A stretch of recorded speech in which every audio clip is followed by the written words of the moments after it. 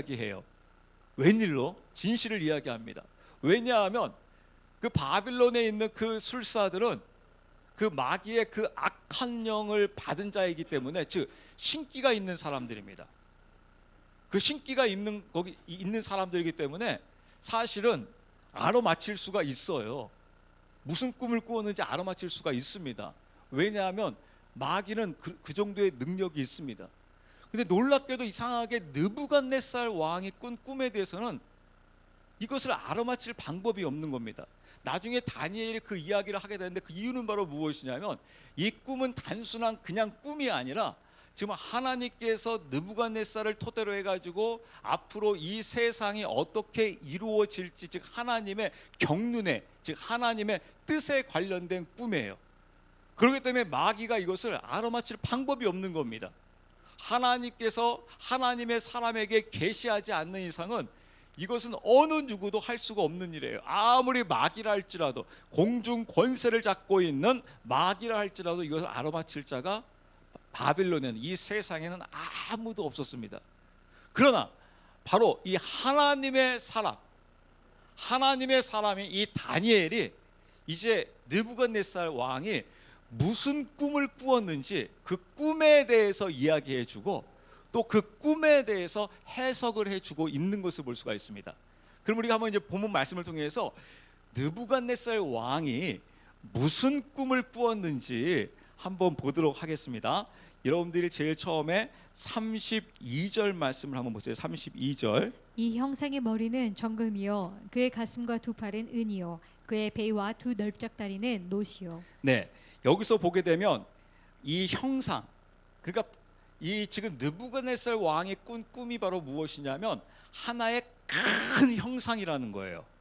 근데 그 큰 형상에 머리가 무엇으로 되어 있냐면 바로 정금으로 되어 있다고 나와 있습니다. 정금, 즉 순금이라는 거예요. 그럼 우리가 이제 이것을 한번 이 느부갓네살 왕이 꾼 이 꿈과 이 꿈에 대한 해석을 같이 보도록 하겠습니다. 이게 지금 느부갓네살 왕이 꾼 이 형상인데 이 머리가 금으로 되어 있대요. 근데 이 금이 무슨 의미를 갖고 있는지 한번 이 말씀을 통해서 한번 보도록 하겠습니다. 여러분이 37절부터 38절 말씀 보도록 하겠습니다. 36절에 이렇게 나와 있어. 그 꿈은 이러한즉 우리가 왕 앞에서 그것의 해석을 고하리이다 라고 하면서 그 해석이 나와요. 그 37절 38절 말씀 보겠습니다. 오 왕이여, 왕은 왕들의 왕이시오니 하늘의 하나님께서 왕에게 왕국과 권능과 세력과 영광을 주셨나이다. 사람들의 자녀들이 어느 곳에 거하든지 그분께서 들의 짐승들과 하늘의 날 짐승들 곧 그것들을 왕의 손에 주시고 왕을 그 모든 것을 다스릴 치리자로 삼으셨나이다. 왕은 이 금 머리이니다. 네, 왕은 이 금의 뭐라고요? 머리에 해당된다라는 거예요. 아까 여러분들이 다시 한번 보시게 되게 되면 37절에 오 왕이여, 왕은 왕들의 왕이다. 그러니까 왕 중에서, 이 땅에 살고 있는 왕들 중에서 가장 위대한 왕이라는 거예요. 누가요? 느부갓네살이요. 그러면서 왕은 왕들의 왕이시오니 하늘의 하나님께서, 즉 하늘의 하나님 누굽니까? 여호와 하나님께서 왕에게 왕국과 권능과 세력과 영광을 주셨나이다. 그러니까 이건 무슨 말이냐면 느부갓네살 왕이 단순히 힘이 있어서 똑똑해가지고 지금 온 세상의 왕 중에 왕으로서 가장 위대한 왕이 된 것이 아니라 하나님께서 지금 느부갓네살에게 지금 주었다라는 거예요. 무엇을 준 겁니까? 왕국과 권능과 세력과 영광을 하나님께서 당신에게 주셨나이다. 그래서 38절 사람들의 자녀들이 어느 곳에 거하든지 그분께서 들의 짐승과 하늘의 날짐승 곧 그것들을 왕의 손에 주시고 왕을 그 모든 것을 다스릴 자로 삼으셨나이다. 이 세상의 모든 것들을 다스릴 수 있도록 하나님께서 왕에게 왕권을 주셨습니다. 그러므로 왕은 바로 이 형상의 머리입니다 라고 이야기하고 있는 거예요. 그러니까 이 머리는 지금 느부갓네살에 해당되는 것으로서 이 머리는 어느 제국입니까? 어느 나라입니까? 바로 바벨론이라는 것을 알 수가 있어요. 이 머리는 바로 바벨론을 지금 의미하고 있구나. 이제 그러면서 아까 또 우리가 32절 다시 여러분 말씀 보시게 되게 되면 그러면서 이제 여러분들이 제 몸을 보시게 되게 되면 가슴과 두 팔에 대해서 나와요. 아까 머리는 여러분 뭐로 되어 있다고 되어 있습니까?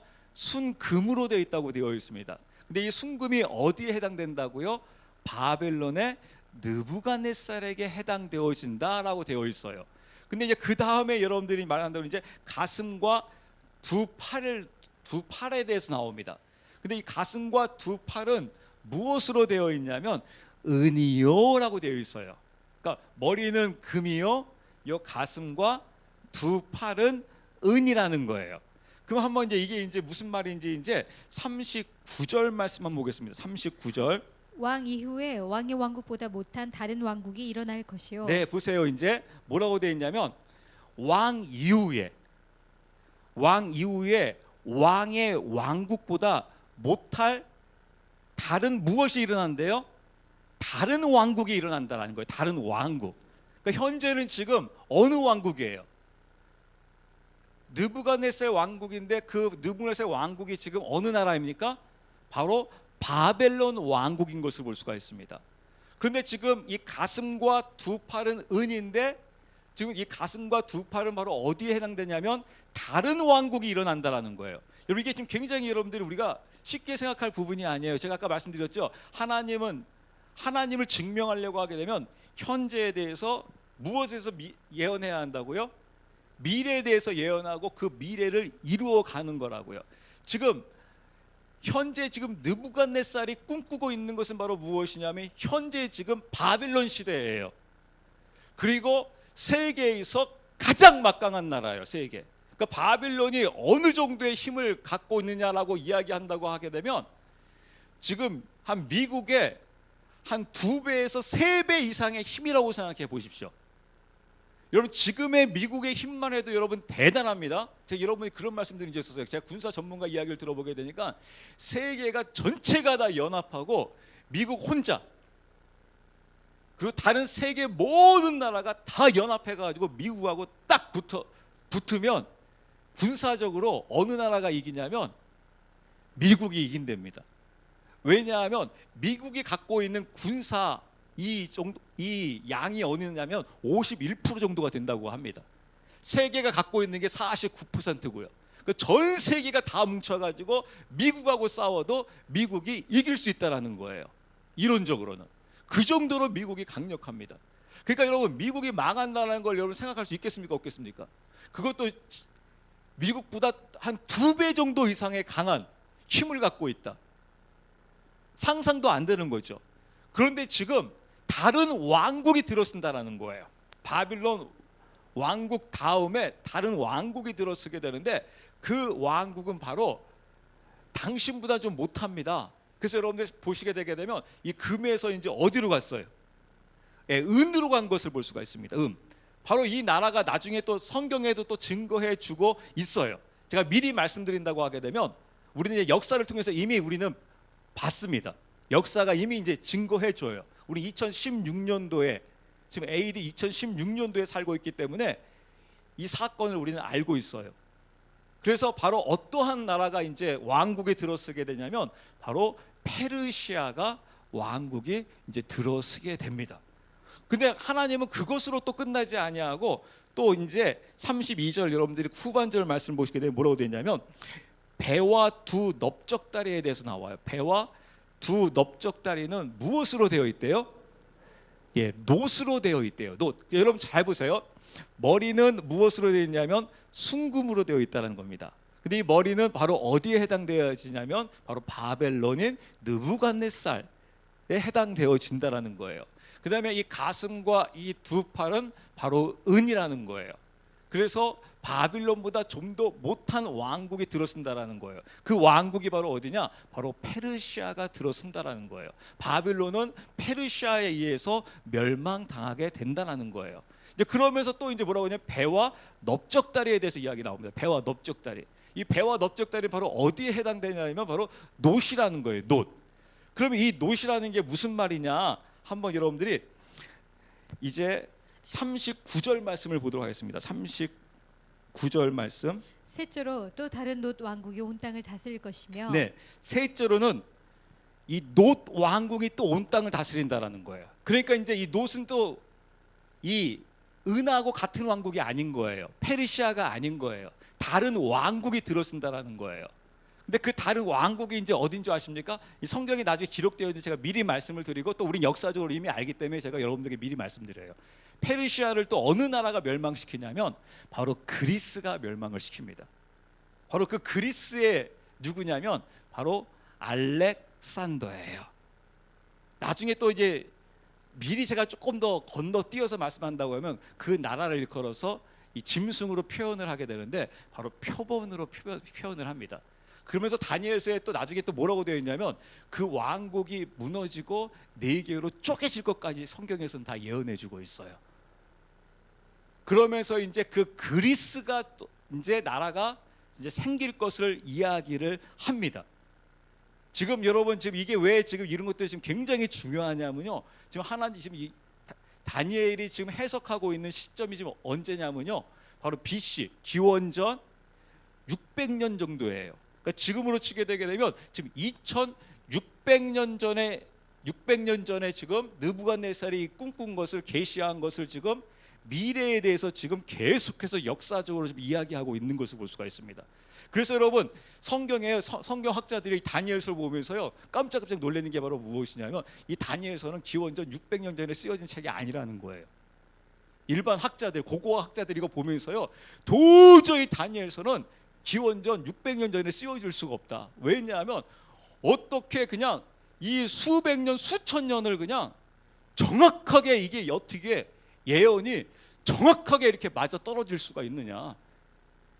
이 다니엘서는 나중에 이후에 쓰여진 책이다 라고 할 정도로, 왜냐하면 너무나도 역사적으로 정확하게 예언되어져 있고 그 예언대로 정확하게 이루어져 나가고 있기 때문에요. 근데 여러분 이것을 왜 그 지금으로 치게 되면 2600년 전에 왜 지금 하나님께서 느부갓네살을 통해서 왜 지금 예언하고 있습니까? 하나님을 드러내기 위해서요. 하나님을 알라라는 거예요.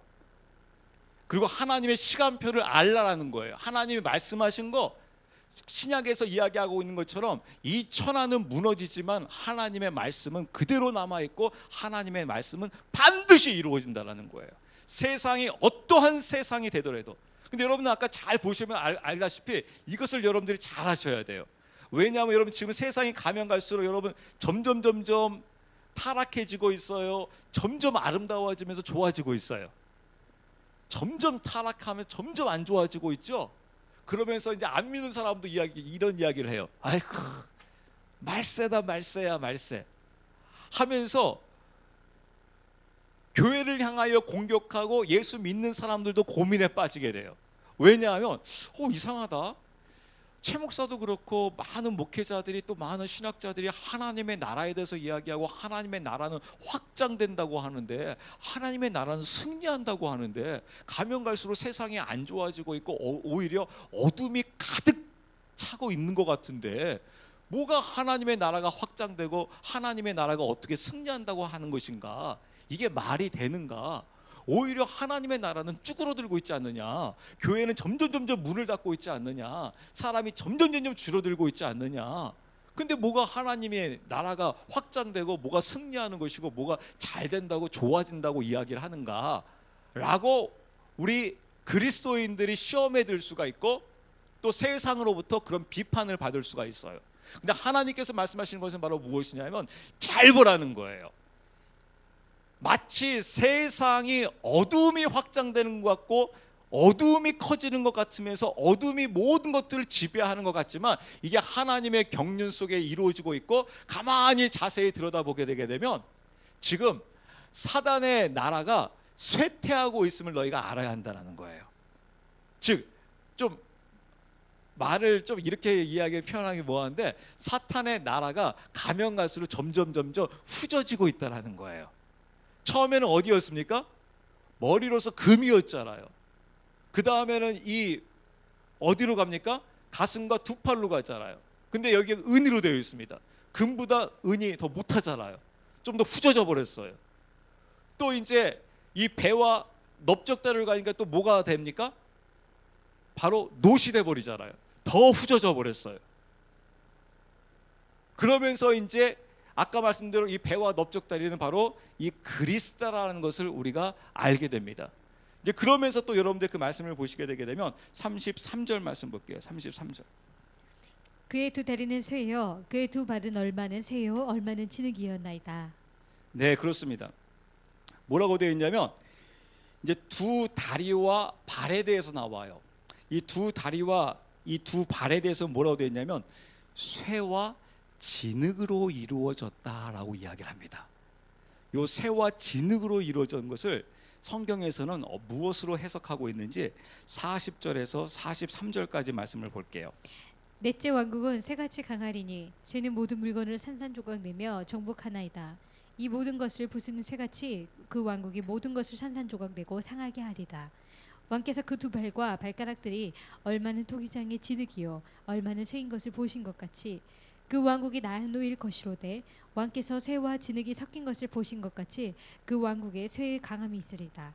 그 두 발의 발가락들이 얼마는 쇠요 얼마는 진흙인 것 같이 그 왕국도 얼마는 강화돼 얼마는 부서질 것이며 왕께서 쇠와 진흙이 섞인 것을 보신 것 같이 그들의 자신을 사람들의 씨와 섞을 터이나 쇠와 진흙이 섞이지 아니함 같이 그들이 서로에게 달라붙지 못하리이다. 네, 그렇습니다. 이제 두 발과 이제 그 발에 대해서 나오게 되는데 다시 한번 이걸 복습해 보게 되면 아까 머리는 금에 해당된다고 했습니다. 바로 어느 나라죠? 바로 바벨론, 바로 느부갓네살 왕 때인 것을 볼 수가 있어요. 그 다음에 이제 가슴과 이 두 팔은 바로 은이라고 했습니다. 바로 어디에 해당되어 있느냐면 바로 페르시아에 해당되고 있는 것을 볼 수가 있어요. 그 다음에 이제 배와 이제 이 넓적다리를 이야기하는데 그것은 바로 노수로 되어 있대요. 바로 그리스를 의미한다라고 이 말씀을 통해서 우리가 알 수 있는 것을 볼 수가 있습니다. 이제 그러면서 이제 이 두 다리와 이제 발에 대해서 나와 있는데 바로 쇠와 진흙으로 되어 있대요. 바로 이 나라가 바로 어떠한 나라냐? 바로 로마를 이야기하고 있는 것을 볼 수가 있습니다. 그래서 이 40절 말씀을 다시 보시게 되면 이렇게 나와 있습니다. 넷째 왕국은 쇠같이 강하리니. 그러니까 재밌는 사실은 바로 무엇이냐면 금, 은, 놋, 쇠로 가면서 점점 가면 갈수록 후져졌어요. 근데 요 넷째 왕국이 우리가 유심히 볼 게 하나가 바로 무엇이냐면 쇠라는 거예요. 그러니까 후져졌는데 강해요. 이 쇠가. 그래서 이제 뭐라고 이야기하냐면 넷째 왕국은 쇠같이 강하리니. 쇠같이 강하리니. 뭔가 후져는 졌는데 값어치는 낮아졌는데 그렇지만 강도에 있어서는 굉장히 강해졌다는 거예요. 강하리니 쇠는 모든 물건을 산산조각내며 정복하나이다. 이 모든 것을 부수는 쇠 같은 이 왕국이 모든 것을 산산조각내고 상하게 하리이다. 그러면 41절 왕께서 그 두 발과 발가락들이 얼마는 토기장이의 진흙이요 얼마는 쇠인 것을 보신 것 같이 그 왕국이 나뉠 것이로되 그 왕국이 나뉜다라는 거예요. 근데 여기서 이제 왕국이 나뉜다는 걸 제가 이제 두 가지로 여러분들께 해석해 드릴 수 있을 것 같아요. 역사적으로 이제 이미 증명된 것은 바로 무엇이냐면 나중에 이 로마가 서로마와 동로마로 나뉘어집니다. 그러니까 여기서 지금 나뉘어진다는 것은 이 동로마와 서로마로 나뉘어진 것을 이야기할 수도 있고요. 또 한편으로는 이제 또 무엇을 또 이야기할 수 있냐면 그 후반절 말씀 보시게 되면 종합적으로 제가 말씀드릴게요. 두 번째 해석은 제가 그 다음에 말씀드릴게요. 그 왕국이 나뉠 것이로되 왕께서 쇠와 진흙이 섞인 것을 보신 것 같이 그 왕국이 쇠의 강함이 있으리이다. 그 두 발의 발가락이 얼마는 쇠요 얼마는 진흙인 것 같이 그 왕국도 얼마는 강하되 얼마는 부서질 것이로되 왕께서 쇠와 진흙이 섞인 것을 보신 것 같이 그들이 자신을 사람들의 씨와 섞을 터이나 여기서 보시게 되면 왕께서 쇠와 진흙이 섞인 것을 보신 것 같이 그들이 자신을 사람들의 씨와 섞을 터이나 쇠와 진흙이 섞이지 아니함과 같이 그들이 서로 달라붙지 못하리이다. 그러니까 저는 아까 이제 이걸 두 가지로 해석하게 되게 되면 아까 첫 번째는 서로마와 동로마로 나뉘어진 이 사건을 이야기한다. 또 한편으로는 좀 더 이제 우리가 이제 미래적으로 보게 되게 되면 저는 이것을 이제 그거와 더불어서 앞으로 이 로마를 대표하는 게 바로 무엇이냐면 로마 카톨릭이에요. 이 로마 카톨릭은 성경에 이제 그 리무롯, 그러니까 여러분 말씀드렸죠. 리무롯이 이제 그 바빌 탑을 쌓은 사람입니다. 그래서 그 리무롯이 바로 이 태양 신으로 나중에 숭배되어지고 있는 것을 볼 수가 있어요. 그래서 이 태양 신으로 숭배되는 이 리무롯, 이게 주신이 바로 로마 카톨릭인 것을 볼 수가 있습니다. 그리고 이제 이 로마 카톨릭, 즉 리무롯의 이 부인이 누구인지 여러분 생각나시는 분 있으세요? 네, 세미라미스라는 바로 이 달신입니다. 바로 이 달신은 이슬람을 의미해요. 그래서 제가 볼 때 앞으로 요 로마 카톨릭이나 이 이슬람이나 결국 보게 되면 한 통속이다. 왜냐하면 남편과 아내 사이니 결국 한 통속이지 않겠느냐. 근데 신기한 것은 바로 무엇이냐면 한 통속인데 이상하게 붙어는 있는데 섞이지는 못하는, 뭔가 서로가 너희와 우리와 하나다라고 하면서 막 교류도 하고 하는데 이상하게 섞이지는 아니한 그런 상태에 계속해서 머물러 있는 것이 아니겠느냐라고 하면서 지금 이 느부갓네살이 지금 어디까지 꿈을 꿨냐면 머리부터 발까지 꿈을 꿨는데 지금 AD 아까 말씀드린 대로 BC 600년 전부터 지금 AD의 사건까지 지금 수천 년을 지금 이 꿈을 통해서 하나님의 이 계시를 지금 보고 있는 것을 볼 수가 있습니다. 이것을 지금 우리는 증명이 되어졌어요. 그 당시에는 아직까지 미래적인 일이기 때문에 정말 그 일이 이루어질까라고 생각했었는데 벌써 여러분 어디까지 이루어졌습니까? 로마가 멸망당하는 사건까지 여러분 보게 됩니다. 하나님의 말씀대로 하나님 경륜대로 그대로 이루고 계신 것을 볼 수가 있어요. 이제 그러면 제가 정말 중요한 걸 이제 말씀드리고자 하는데 한 번만 더 다시 한번 복습을 하고 여러분들에게 이제 그 다음 중요한 말씀을 드릴게요. 아까 머리에 대해서 이야기했어요. 근데 그 머리는 바로 바벨론으로서 순금이라고 이야기를 했습니다. 그 다음에 가슴과 두 팔을 이야기했습니다. 바로 은이라는 겁니다. 바로 페르시아를 의미한다고 여러분들에게 말씀을 드렸습니다. 그 다음에 배와 넓적다리는 바로 놋이라고 했습니다. 바로 그 나라는 바로 그리스인 것을 알 수가 있습니다. 그 다음에 이 두 다리와 발에 대해서 이야기를 합니다. 그런 거 바로 새와 진흙으로 되어 있다고 합니다. 바로 로마를 의미하고 있는 것을 볼 수가 있어요. 근데 이것으로 끝나지 않는다는 겁니다. 더 중요한 게 바로 무엇이냐면 이제 바로 34절 35절의 말씀이에요. 기가 막힌 말씀을 하십니다. 34절에 뭐라고 말씀하고 있는지 여러분 말씀 보겠습니다.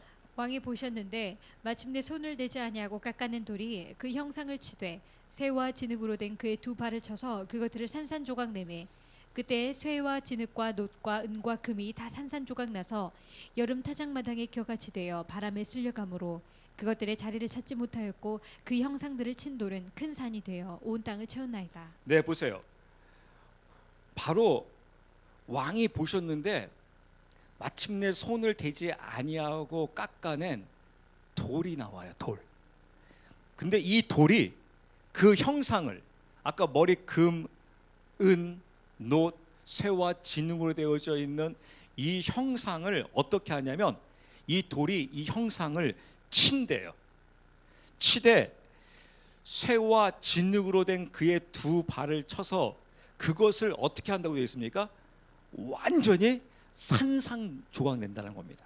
이 형상이 돌에 의해서 완전히 산산조각 난다는 거예요.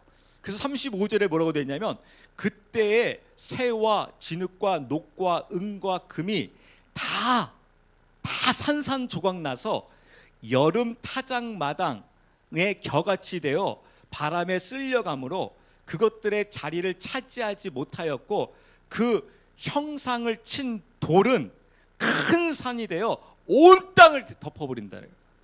그러니까 이 돌이 이 형상을 쳐가지고 이 형상은 완전히 산산조각 나버린다. 완전히 끝장나버린다.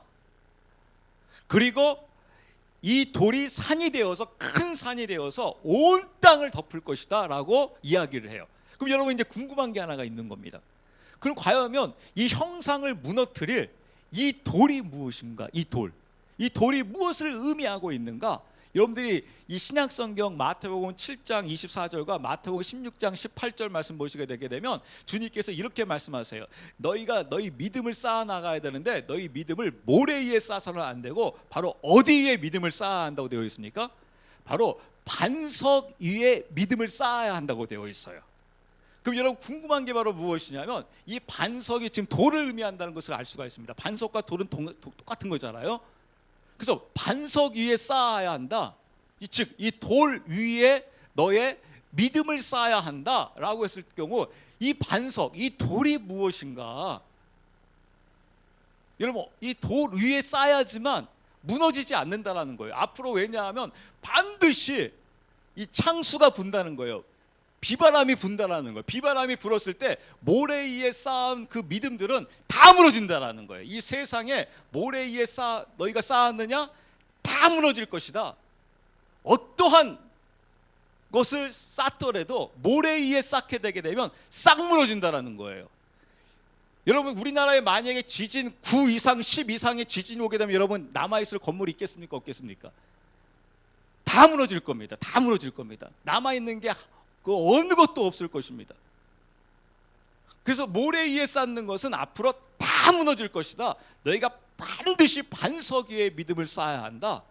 그런 말씀이 나오고요. 그 다음에 예수님께서 베드로가 주는 그리스도시요 살아계신 하나님의 아들입니다 라고 고백하게 되니까 이야 바요다 시보다 이 너의 이 고백이 기가 막히다. 이 고백은 바로 성령께서 하나님께서 너에게 부어준 그래서 너를 알게 해주셨다. 그러면서 베드로에게 무엇을 주냐면 천국의 열쇠를 주면서 바로 반석이라고 이야기를 합니다. 그래서 이 반석이라는 게 도대체 무엇인가? 이 돌이 무엇을 의미하는가? 한번 여러분들이 말씀 한번 찾아보시기 바랍니다. 우리가 시편 18편 2절 말씀 보겠습니다. 18편 2절. 시편 18편 2절. 주는 나의 반석이시요 나의 요새시요 나의 구출자시요. 네. 주는 나의 무엇으로 되어 있습니까? 주는 나의 반석이다라고 성경에서 나와 있어요. 여러분 저의 해석이 아닙니다. 성경에서 지금 말씀하고 있는 해석입니다. 주가 누구입니까? 여호와 하나님은 나의 반석이십니다. 그 다음에 18장 31절 말씀 보겠습니다. 18장 31절. 18장 31절. 주 외에 누가 하나님이리요? 우리 하나님 외에 누가 반석이리요? 네, 하나님 위에는 반석이 없다라는 거예요. 하나님만이 반석이다라고 되어 있는 겁니다. 그 다음에 아까 우리 시편 18편 46절. 18편 46절. 주는 살아계시니 나의 반석을 찬송하며 내 구원의 하나님을 높일지어다. 네, 주는 살아계시니 나의 반석을 향해 높이고 있는 것을 바로 반석이 누구입니까? 여호와 하나님이라는 것을 알 수가 있죠. 한 절만 더 찾아볼까요? 28편 1절. 28편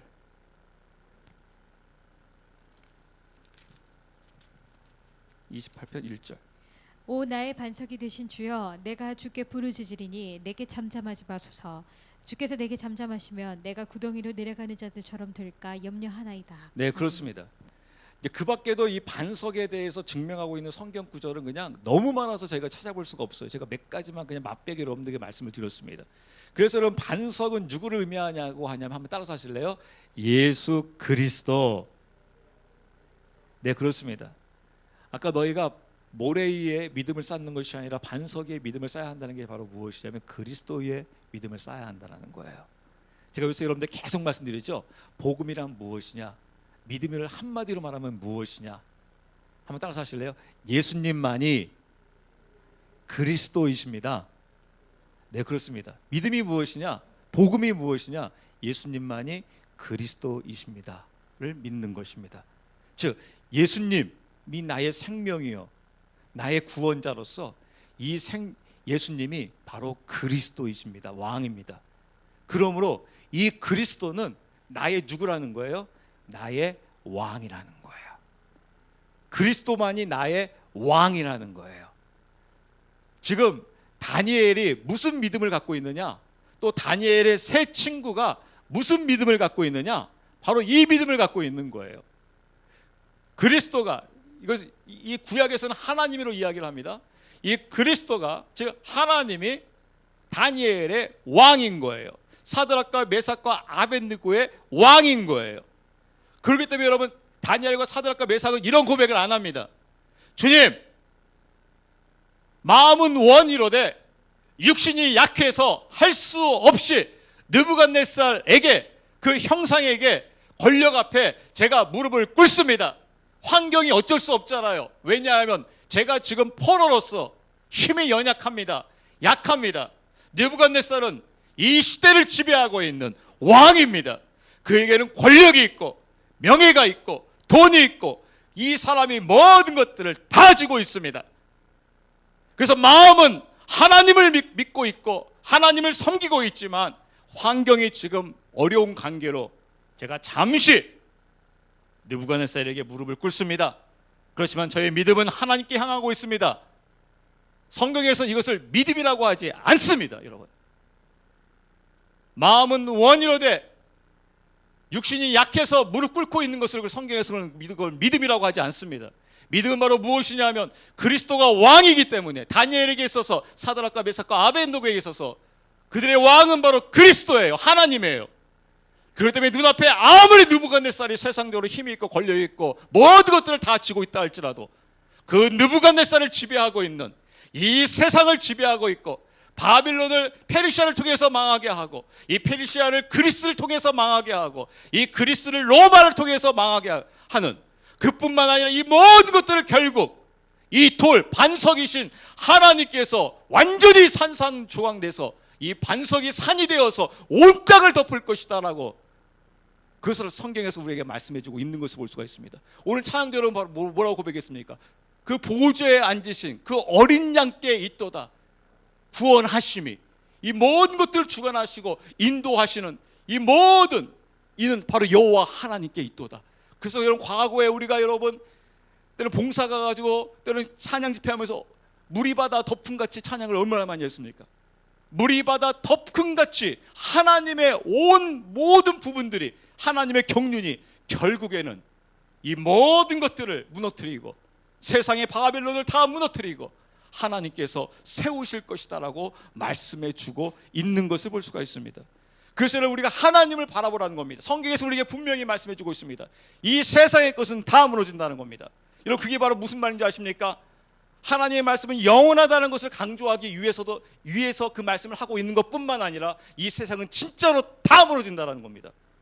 결국엔 다 무너지게 되어 있다는 겁니다. 여기에 연연해하지 말라는 겁니다. 왜냐하면 무너질 거라는 겁니다. 이 형상은 결국 다 무너질 거라는 겁니다. 이 형상이 바로 무엇입니까? 세상입니다. 지금 인간을 통해서 세워져 있는 문명입니다. 도시입니다. 비록 우리가 여기에는 살고 있지만 이것이 우리에게서 영원한 것이 아니라는 것입니다. 결국에는 무너질 수밖에 없는 거예요. 그것을 여러분, 우리 육신을 통해서 예언합니다. 여러분, 죄송하지만 저도 마찬가지요, 여러분도 마찬가지요. 우리의 죽음을 막을 수 있는 길은 없습니다. 아무리 우리가 어떠한 것을 먹고 어떠한 모든 것을 다 동원한다 하더라도 우리는 결국에는 다 죽게 되어 있습니다. 육신은 결국에는 그 가는 그 시점만 다를 뿐이지 결국에는 다 죽게 되어 있다는 거예요. 육신은 사라지게 되어 있다는 겁니다. 죽게 되어 있다는 겁니다. 그게 성경에서 말씀하시는 거예요. 그러면서 말씀은 영원하다는 겁니다. 그래서 너희가 육신에 붙들려 살고 있을래 말씀에 붙들림을 살으려고 이야기하는 거예요. 잠시 잠깐이다라는 겁니다. 이 세상, 이 눈에 보이는 거 잠시 잠깐이라는 겁니다. 여러분, 이것이 지금 필요 없다는 것을 제가 여러분들에게 말씀드리고 있는 것이 아니에요. 여기에 우리가 집착하거나 여기에 연연하지 말자라는 거예요. 즉 성경에서는 너희는 세상에 구별된 자로 살아가라는 겁니다. 세상의 것을 갖고는 살고 있지만, 이 육신을 갖고는 살고 있지만 너에게 있어서는 바로 영혼이라는 말씀이 있다라는 거예요. 말씀이라는 생명이 있다라는 겁니다. 그래서 생명이 있기 때문에 결국 이 세상은 말씀에 의해서, 하나님의 경륜에 의해서 이루어진다라는 거예요. 그래서 여러분 아까 돌에 대해서 44절 45절에 이렇게 나와 있습니다. 44절 45절에 이렇게 해석해 주고 있어요. 한번 말씀 볼게요. 이 왕들의 시대에 하늘의 하나님께서 한 왕국을 세우실 터인데 그것은 결코 멸망하지 아니하리다. 그 왕국은 다른 백성에게 남겨지지 아니하며 이 모든 왕국들을 산산조각 내어 소멸시키고 영원히 서리이다. 손을 대지 아니하고 산에서 깎아낸 돌이 새와 놋과 진흙과 은과 금을 산산조각 낸 것을 왕께서 보셨사온즉 위대하신 하나님께서 이후에 있을 일을 왕에게 알리셨나이다. 그 꿈은 확실하며 그것의 해석은 분명하나이다 하니라. 네, 그렇습니다. 다시 한번 여러분 44절 말씀 보시게 되면 이렇게 나와 있습니다. 이 왕들의 시대에 하늘의 하나님께서, 즉 여호와 하나님께서 한 왕국을 세우실 것이다. 하나님이 이제 세우는 한 왕국이 있다. 근데 여러분 이 왕국을 제가 미리 말씀드리면, 이 왕국을 지금 무슨 왕국인지 아십니까? 바로 천년 왕국이에요. 메시아 왕국이에요. 지금 여러분 바빌론, 아까 제가 말씀드린 BC 지금 600년 전부터 지금 어디까지 지금 예언이 되어 있냐면요, 지금 메시아 왕국, 천년 왕국까지 지금 예약이 되어 있어요. 지금 BC 600년 전부터 지금 현재 우리가 살고 있는 2016년도를 지나서 지금 우리가 기대하고 있는, 소망하고 있는 천년 왕국까지 지금 예언하고 있는 것을 볼 수가 있습니다. 이게 지금 하나님의 경륜이에요. 그러면서 뭐라고 되냐면 한 왕국이 세우실 터인데 그것은 결코 멸망하지 아니하리라. 이 세상에 있는 세상의 왕국들은 다 멸망당한다라는 거예요. 다 사라진다라는 거예요. 근데 하나님이 세우시는 이 왕국은 결코 멸망당하는 일이 없다라는 거예요. 그래서 멸망하지 아니하리라. 그 왕국은 다른 백성에게 남겨지지 아니하여 그 모든 왕국들은 산산조각 내어 소멸시키고 영원히 설 것이다. 즉 결국엔 하나님이 세우신 이 왕국을 통해서 하나님 영원히 세워나가실 것이라는 거예요. 아까 여러분 아까 말한 대로 그 형상을 무엇이 무너뜨렸습니까? 돌이 무너뜨렸습니다. 즉 반석이 무너뜨렸습니다. 이 반석이 누구라고 했습니까? 바로 예수 그리스도라고 말씀을 드렸습니다. 그래서 그 왕국이 세워집니다. 누구의 왕국입니까? 바로 예수 그리스도 아들의 왕국이, 천년 왕국이, 메시아 왕국이 세워질 것을 성경에서 우리에게 말씀해주고 있는 것을 볼 수가 있어요. 그래서 여러분 우리가 목회자를 통해서, 여러분들의 입을 통해서, 세상 사람을 통해서 점점 말세다라는 것은 지금 무엇이 점점 가까워지고 있는 것을 볼 수가 있습니까? 하나님의 나라가 점점 가까워지고 있음을 우리에게 말씀해주고 있는 것을 볼 수가 있습니다. 한편으로 여러분 우리도 이제 이런 부분에 대해서 이제 그냥 스쳐 지나갈 문제는 이제 아닐 것입니다. 여러분 한반도는 우리에게 여러분 지진이 올 것을 우리가 어떻게 알았겠습니까?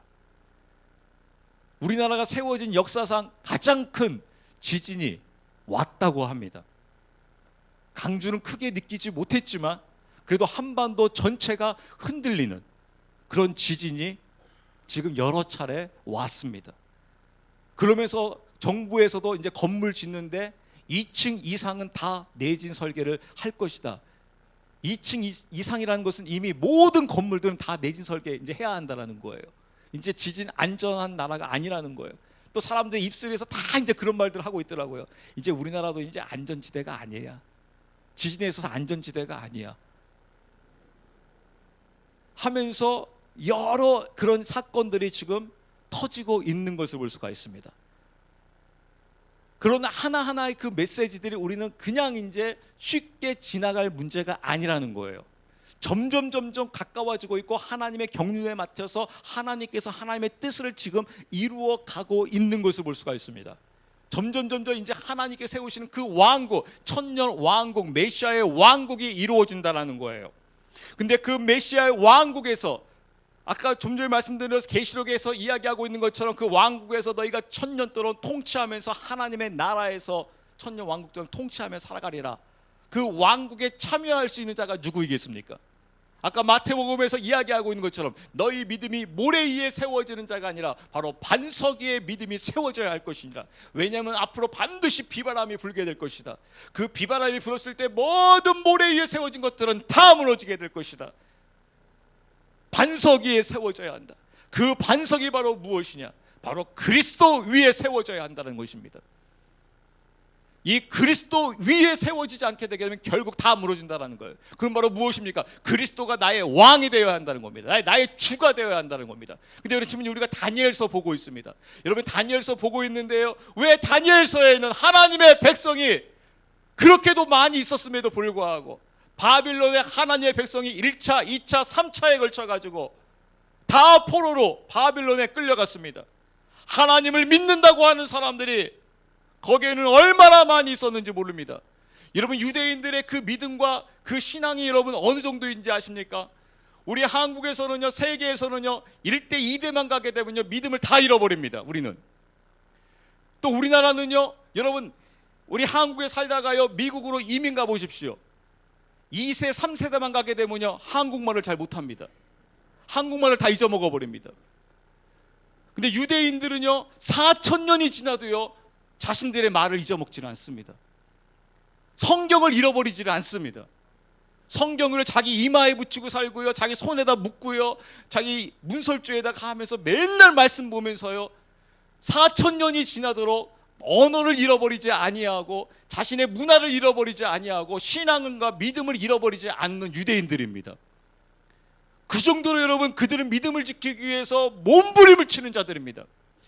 근데 여러분, 다니엘서 말씀을 보시게 되게 되면 왜 다니엘서에 다른 그 믿음의 신앙인들은 나오지 아니하고 오직 다니엘과 사드락과 메삭과 아벳느고밖에 없습니까?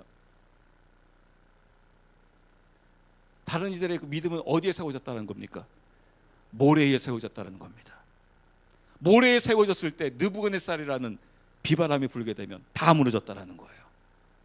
느부갓네살의 그 형상 앞에서 다 무너졌다는 거예요. 모래 위에 세워진 믿음은요, 어떠한 믿음만 경고에 쓸 수 있습니까? 바로 반석 위에 세워졌다는 겁니다. 반석이 아까 바로 무엇입니까? 그리스도 위에 세워졌다는 겁니다. 그리스도 위에 세워졌다는 말이 무슨 말입니까? 그리스도가 그들에게서 왕이었다는 거예요. 다니엘에게 왕은 바로 그리스도였다는 겁니다. 느부갓네살이 아니었다는 거예요. 사드락과 메삭과 아벳느고에 있어서 그들의 왕은 바로 그리스도였었어요. 그래서 어떠한 그 외부의 압력과 어떠한 상황과 모든 상황이 다 온다 할지라도 그들은 그 상황에서 그리스도가 그들의 왕이기 때문에 그리스도의 말을 듣고 그리스도를 쫓아갈 수 있었다는 겁니다. 이게 바로 믿음이라는 겁니다. 이 믿음이 확인되어져야 한다는 거예요. 우리에게 있어서도 지금 이 믿음, 그리스도가 나의 왕이요, 풍성한 우리 교회의 왕이어야 하고 나의 왕이어야 한다는 것입니다. 그 믿음을 하나님께서 우리 한 사람 한 사람, 여러분 각자를 시험하면서 보실 것입니다. 그리고 그 믿음을 여러분 스스로 각자가 증명해야 할 것입니다. 무엇을요? 그리스도가 나의 왕이심이 증명되어져야 할 것입니다.